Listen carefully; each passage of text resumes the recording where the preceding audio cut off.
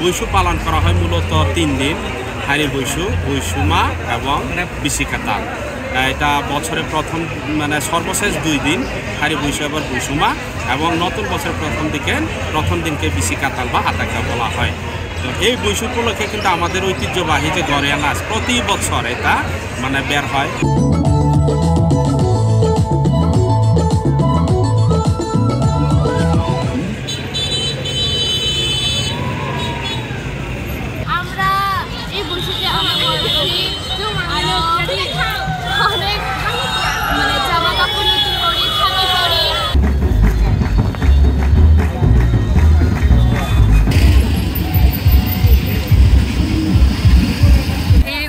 মধ্যে আমরা বিভিন্ন গ্রামের মানে বাড়িতে গিয়ে আনন্দ উৎসব করি।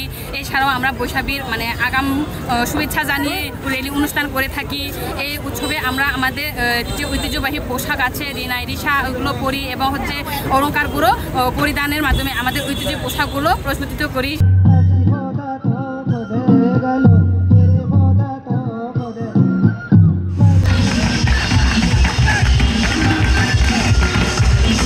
উপলক্ষে আমরা লেডি করি, তারপর আমাদের ট্রাডিশনাল মতো আমরা রিনাই রিসা, তারপর আমরা বৈশুতে নানা রকমের আয়োজন করে থাকি আর কি।